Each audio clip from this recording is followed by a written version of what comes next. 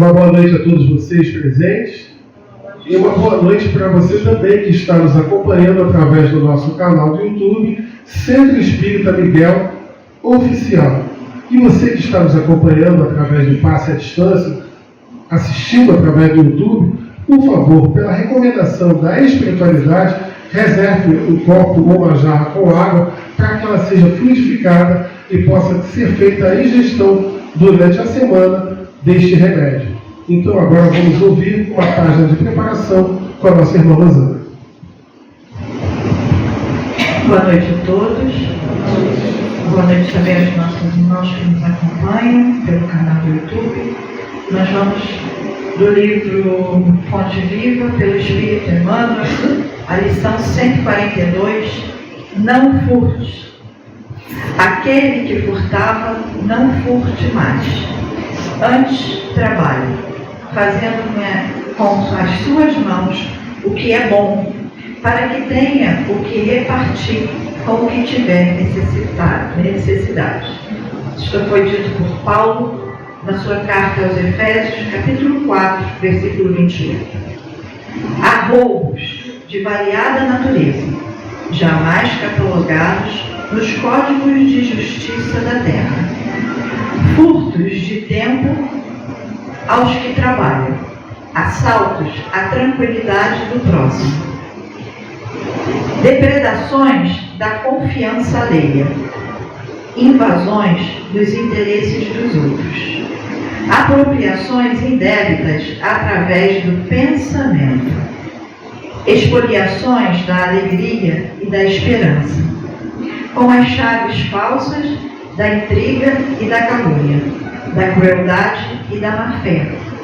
Almas impiedosas existem, penetrando sutilmente nos corações desprevenidos, dilapidando-os em seus mais valiosos patrimônios espirituais. Por esse motivo, a palavra de Paulo se reveste de sublime significação. Aquele que furtava, não furte mais. Se aceitaste o Evangelho por norma de elevação da tua vida, procura, acima de tudo, ocupar as tuas mãos em atividades edificantes, a fim de que possas ser realmente útil aos que necessitam. Na preguiça está sediada a gerência do mal. Quem alguma coisa faz, tem algo a repartir. Busca o teu posto de serviço, cumpre dignamente as tuas obrigações de cada dia, e atentando aos deveres que o Senhor te confiou, atravessarás o caminho terrestre sem furtar a ninguém. Graças a Deus.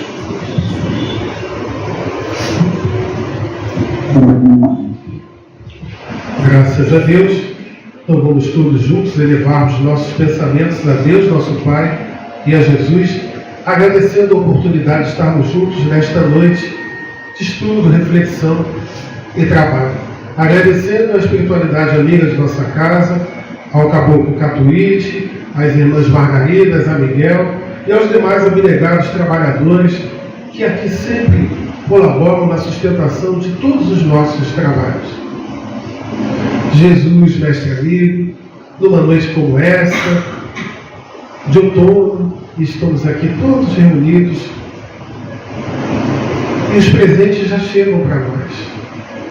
Já recebemos fluidos positivos desta reunião, sendo trazidas do alto pela espiritualidade amiga. Energias boas, que possamos estar em condições de recebê-las. E assim, nós faremos esse esforço de estarmos conectados com todo esse auxílio que já nos chega. Obrigado por tudo, mestre amigo. Como somos eternos pedintes, primeiro pedimos a Ti, para que leve o nosso agradecimento até Deus, nosso Pai, por todas essas oportunidades misericordiosas que Ele nos dá, dia a dia. Pedindo também para que nossa reunião transcorra contente. E cada um de nós, a seu turno, possamos ser bons porta-vozes da Boa Nova, seja de forma vibracional, através da melhora dos nossos pensamentos, colaborando com essa espiritualidade amiga que aqui já trabalha. Se pudéssemos observar todo o trabalho que já está sendo efetivado desde aqui, nossa expressão mudaria logo, de felicidade, de muito sorriso, porque o que recebemos não conseguimos mensurar. Por favor, toca a fronte da nossa irmã Cíntia, que oferecerá para nós nesta noite o fruto de seus estudos, de suas reflexões, de sua vivência. Vai nos ajudar a repensarmos a nossa existência, os nossos caminhos.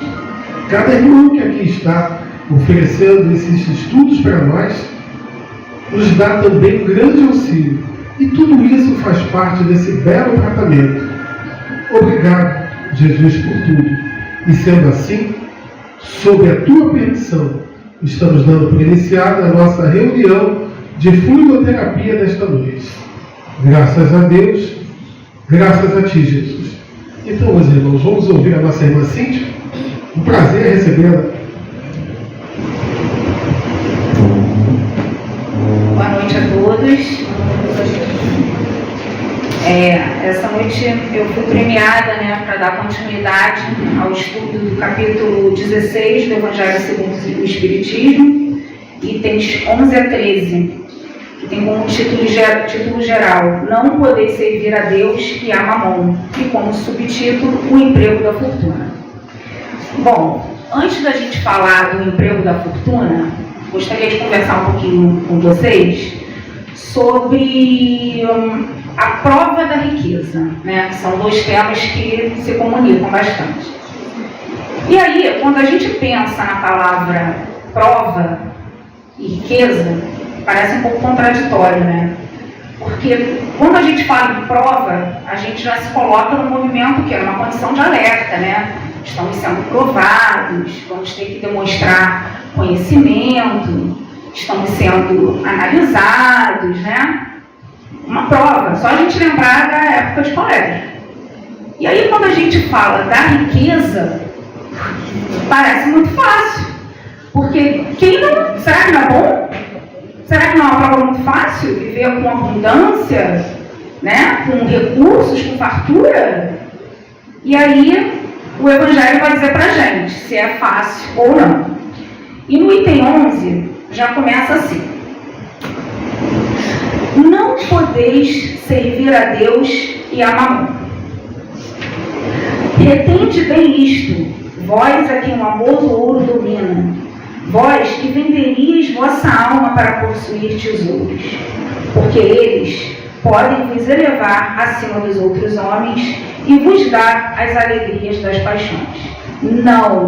Não podeis servir a Deus e a Mamon. Bom, vocês já vêm estudando esse capítulo, E a gente sabe que Mamon é representatividade das posses, dos bens materiais, do dinheiro em si.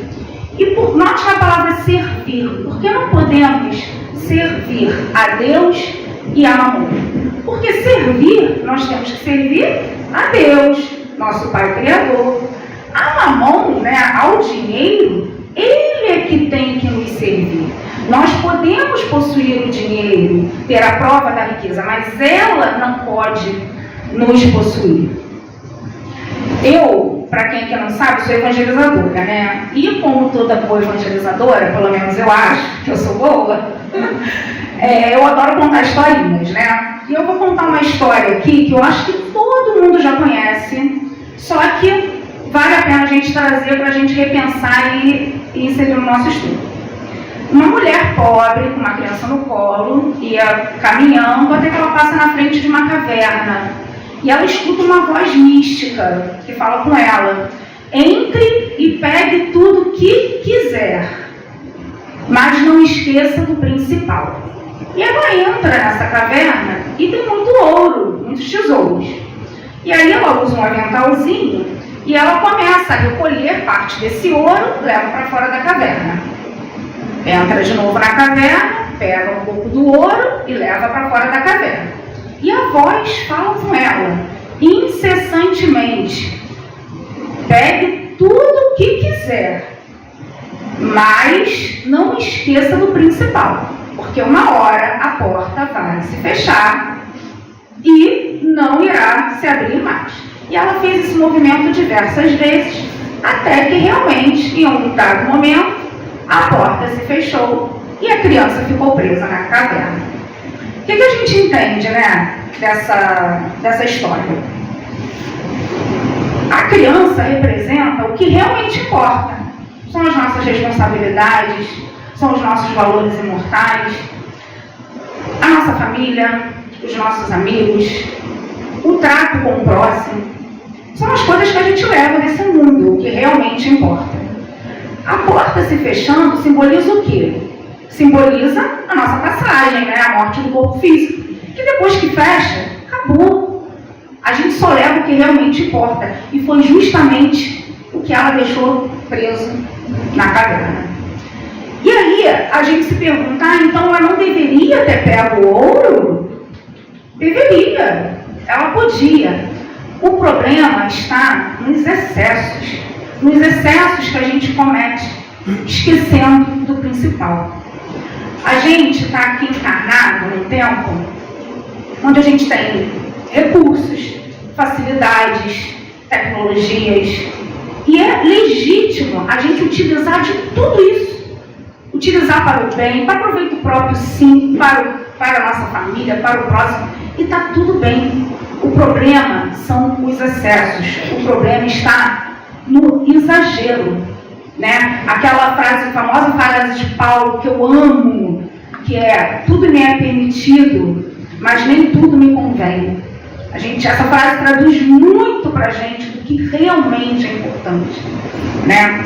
Quando Jesus fala que é mais fácil um camelo entrar pelo furo da agulha do que um rico entrar no reino dos céus. Será que todo rico é mau? Nenhum rico vai entrar no reino dos céus? Certamente que não, senão ele não teria criado a prova da riqueza, né? Ele deu esse dom também para algumas pessoas, né, de acordo com as suas necessidades, e é possível vencer, sim. Mas ele já demonstra com isso o quanto é difícil. E por que é difícil? Porque o dinheiro, a riqueza em si, na maioria das vezes, ela traz para a gente uma falsa sensação de poder. E é onde... Então, não vou botar as pessoas, não. Todos nós nos corrompemos, né? Essa sensação de poder. Quem já ouviu aquela frase assim: você sabe com quem está falando? Alguém já ouviu? Eu nunca tinha ouvido até então. Eu só tinha ouvido em novela. Até que um dia eu trabalhava na administração de um condomínio de alto padrão na Barra da Tijuca, no Península. Moravam muitas pessoas importantes, famosos. E aí eu estava na administração, entrou, né, um senhor famoso, né, que eu vou citar o nome, e pediu a chave de uma unidade que estava à venda para ver. E eu falei com ele que eu poderia dar sim mediante a autorização da proprietária, que ela estava viajando, eu mandaria um e-mail, e ela me autorizando, sim, ele poderia entrar e ver a unidade que estava vendo. Ele era morador de outro apartamento de lá. E aí ele falou: como assim? Eu sou fulano de tal, você não sabe com quem você está falando? Gente, por mais que isso choque, porque choca, né? Pode parecer como uma chota, eu só estendi minha mão para ele e falei: prazer, Cíntia Machado. Não tinha o que falar, entendeu? Eu só quis mostrar para ele que ele não era melhor do que eu, melhor que ninguém, porque ele era famoso e porque ele tinha mais posses do que eu. Então, o problema da prova da riqueza é que ela, como toda prova, ela tem pegadinhas, né? E aí, com as facilidades, você passa a cometer, desculpa, gente, vários excessos. Excessos da alimentação, excessos na bebida, excessos no trato com o próximo, né? Então, esse é o grande perigo, né, da prova da riqueza. E essa semana também, né, eu estava no estudo, né, lendo a respeito dessa questão, né, do emprego da fortuna. Eu assisti uma palestra que eu achei muito interessante, que ela fala sobre a ambição. E aí eu acho que esse tema comunica muito com o que a gente está conversando hoje, com a nossa atualidade. Por quê? A gente vive num planeta de provas e expiações, e a gente tem essa ânsia, né, como espíritas, né, de tentar eliminar os nossos vícios e burilar, né, adquirir nossas virtudes, né? E a gente está nessa luta. E aí a gente ouve a palavra ambição, a gente vê como algo negativo, como algo ruim, quando na verdade não é. A ambição é uma coisa boa, acreditem se quiser. A ambição, porque o homem foi ambicioso em algum momento da história da humanidade, hoje nós temos eletricidade, água encanada, saneamento, tantos outros recursos que a gente tem hoje, porque o homem foi ambicioso. Ele almejou ter mais. E não há problema nenhum nisso. Isso, inclusive, né, a ambição ela é uma mola que impulsiona uma das 10 leis divinas, que é a lei de progresso. Está lá no Livro dos Espíritos. Né? E o que acontece? O problema da ambição é quando ela tem a irmã gêmea dela, igual Ruth e Raquel, ambição e ganância. É quando ela começa para o lado da ganância. A ambição é a irmã boa, a irmã má é a Raquel. Porque ali a pessoa só pensa em acumular e acumular sem propósito. A ganância, sim, ela tem que ser vista como algo doentio para a alma, para o espírito, né? E aí, desse grupo, eu acho que a gente já está falando de como utilizar mal a riqueza, né? A ganância, né? E aí tem duas formas dos gananciosos utilizarem a riqueza. Mal, estou falando de forma ruim. Tem os avarentos, né? Que não gastam absolutamente nada. Eles são capazes de morar numa casinha de tijolo, no reboco, mas não gastam, eles só acumulam, nem consigo, nem com ninguém, eles só acumulam. E tem o grupo dos pródigos, né? Quem conhece a parábola do filho pródigo? Que gasta tudo inconsequentemente, irresponsavelmente, sem pensar no amanhã, só satisfazendo seus luxos, sem olhar para o irmão, só vendo, pensando no seu bem-estar, só olhando só para o próprio umbigo. Bom, tratando também da parte que a gente fala do que realmente importa, tem a passagem de Marta e Maria. Eu adoro contar história, né? Deu para perceber. Tem a passagem de Marta e Maria, que está em Lucas, porque no Evangelho tem muitas passagens de Jesus que a gente pode trazer como reflexão, que são muito ricas, que Jesus ia visitar, ia se hospedar na casa de Marta e Maria, tinha um irmão também, Lázaro, eram 3 irmãos, e elas estavam preparando tudo, todos os afazeres domésticos, para poder receber a Jesus. E naquela época, só as mulheres faziam os trabalhos domésticos. Hoje em dia, graças a Deus, tudo mudou, né? Os homens ajudam em casa, né? Lavam louça, fazem comida, uma beleza. Mas naquela época, não. Só as mulheres. Brincadeira, gente. Mas os maridos, né, têm que auxiliar. Enfim, então, ela estava muito preocupada, né, em ver se a casa estava arrumada, se estava limpa, se a comida estava perfeita, e ela estava naquela euforia. Jesus chegou e ela continuou com seus afazeres. E quando ela se vê, ela está sozinha, procura Maria, cadê Maria? Maria sumiu. E ela lá, tarefada, fazendo tudo, e Maria, quando ela vai procurar Maria, Maria está sentada aos pés de Jesus, ouvindo seus ensinamentos. Ela fica indignada, ela fica muito aborrecida mesmo. E reclama com Jesus, talvez até esperando um elogio. Ela fala: Jesus, o senhor não vê que eu estou super atarefada? Estou trazendo uma linguagem bem coloquial atual, né? E peça a Maria que me ajude. E aí Jesus disse: Marta, Marta, Maria escolheu a melhor parte. O trabalho é importante, lógico que sim, ninguém aqui está dizendo o contrário. A gente sabe que a oração sem ação é morta, né? A gente tem que unir as duas coisas. Mas Jesus não perdia uma oportunidade de ensinar. E ali naquele momento ele ensinou que o que fica, o que a gente leva, o que vai com a gente na realidade, são os seus ensinamentos. Não é o que a gente faz. O dinheiro ele é um instrumento. A gente não pode esquecer disso.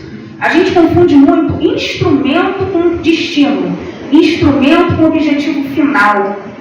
Quando na realidade não é. O dinheiro, por exemplo, eu preciso sair daqui a São Paulo. São Paulo é o meu destino. Para isso eu vou pegar um carro, um ônibus, um avião, para depender da condição de cada um. Mas ele é o que vai me levar ao meu objetivo. Ele nunca é o objetivo. E é nisso que a gente tem que se apegar. Para onde a gente vai? O que a gente vai fazer com esse instrumento poderoso e maravilhoso que é o dinheiro? A gente pode fazer muitas coisas boas. Quem tem recursos pode gerar empregos. Pode-se fazer maravilhas. Para isso ele existe. Mas a gente precisa de fazer escolhas. Boas escolhas quanto ao uso da riqueza. A gente não deve ser avarento. Está no Evangelho. Está aqui no Evangelho, Itens 12 e 13. A gente não deve ser avarento. A gente não deve ser pródigo. A gente deve olhar para fora, para além de nós. Eu sou Potterhead, né? Minha filha ama Harry Potter e por causa dela eu aprendi a gostar também. Tem uma frase de Dumbledore que eu adoro, que ele fala que são as nossas escolhas que definem quem somos. E eu acredito muito nisso, sabe?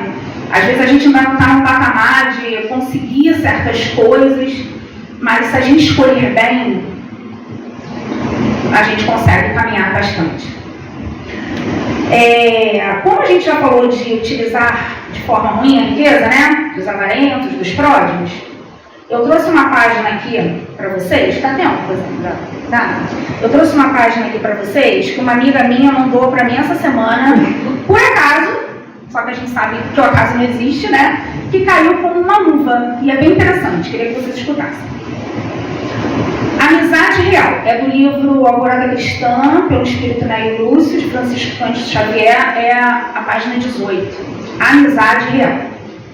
Um grande senhor que soubera amontoar sabedoria além da riqueza, auxiliava diversos amigos pobres na manutenção do bom ânimo, na luta pela vida.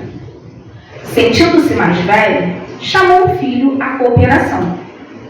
O rapaz devia aprender com ele a distribuir gentilezas e bens. Gentilezas e bens. Para começar, enviou à residência de um companheiro de muitos anos, a qual destinava 300 cruzeiros mensais. O jovem seguiu-lhe as instruções. Viajou 6 quilômetros e encontrou a casa indicada. Contrariando-lhe a expectativa, porém, não encontrou o pai de ele em ruínas. O domicílio, apesar de modesto, mostrava encanto e conforto. Flores perfumavam o ambiente e algo linho vestia os móveis com beleza e decência. O beneficiário de seu pai cumprimentou-o com alegria efusiva e, depois de inteligente palestra, mandou trazer o café num serviço agradável e distinto. Apresentou-lhe familiares e amigos que se envolviam felizes num halo enorme de saúde e contentamento. Reparando a tranquilidade e a fartura ali reiterante, o portador regressou ao lar, sem entregar a dádiva. Reparando a tranquilidade e a fartura... já li isso. Para que confabulava consigo mesmo? Aquele homem não era um pedinte. Não parecia guardar problemas que merecessem compaixão e caridade. Certo, o genitor se enganara. De volta, explicou o velho pai, particularizadamente, quanto vira, restituindo-lhe a importância que lhe fora emissária. O ancião, contudo, após ouvi-lo calmamente, retirou mais dinheiro da bolsa, dobrou a quantia e considerou: fizeste bem tornando até aqui. Ignorava que nosso amigo estivesse sob mais amplos compromissos. Volta à residência dele e, ao invés de 300, entrega-lhe 600 cruzeiros mensalmente em meu nome, de hora em diante. A sua nova situação reclama recursos duplicados. Mas meu pai, acentuou o moço, não se trata de pessoa em posição miserável. Ao que suponho, o lar dele possui tanto conforto quanto o nosso. Folgo bastante com a notícia, exclamou o velho. E, imprimindo terna censura, a voz conselheira acrescentou: meu filho, se não é lícito dar remédio aos sãos e esmola aos que não precisam delas, semelhante regra não se aplica aos companheiros que Deus nos confiou. Quem socorre um amigo apenas nos dias de extremo infortúnio pode exercer a piedade que humilha, ao invés do amor que santifica. Quem espera o dia do sofrimento para prestar o favor, muita vez não encontrará senão silêncio e morte, perdendo a melhor oportunidade de ser útil. Não devemos exigir que o irmão de jornada se converta em mendigo, a fim de parecermos-lhes superiores em todas as circunstâncias. Tal atitude de nossa parte representaria crueldade e dureza. Estendamos-lhes nossas mãos e façamos-lo subir até nós, para que nosso concurso não seja orgulho vão. Toda gente no mundo pode consolar a miséria e partilhar as aflições, mas raros aprendem a acentuar a alegria dos anti-amados, multiplicando-a para que eles, sem egoísmo e sem inveja no coração. O amigo verdadeiro, porém, sabe fazer isso. Volta, pois, e atende ao meu conselho, para que nossa afeição continue a sementeira de amor para a eternidade. Nunca desejei improvisar necessitados em torno de nossa porta, e sim criar companheiros para sempre. Foi então que o rapaz, envolvido na sabedoria fraterna, cumpriu quanto lhe fora determinado, compreendendo a sublime lição da amizade real. O pai, ele não esperou o amigo se tornar um mendigo ou passar grandes privações para auxiliar. Ele auxiliava porque ele podia. E talvez esse amigo tivesse toda essa dignidade porque ele dava esse auxílio. Então, a gente precisa também parar de achar que quando a gente dá o nosso quilinho, a gente já está fazendo muito. Cada um deve fazer o que pode, com o que pode. E o mais importante, não é só o que a gente dá, é como a gente dá. Dar com alegria, dar sem humilhar, dar sem fazer que o outro se sinta inferior. Tudo isso o Evangelho traz para a gente. Né? A gente estudando, a gente consegue perceber isso. E, para concluir o nosso estudo, sendo ricos ou não, tendo posses ou não, o Evangelho de Jesus, ele é para todos nós. Todos nós podemos partilhar algo de bom. E uma das nossas riquezas, que muitos não valorizam, talvez nem pensem, é o nosso conhecimento. Que a gente possa partilhar um ofício, possa partilhar o que sabemos com o nosso próximo. É isso então, amigos. Obrigada. Deu tempo certinho, certo?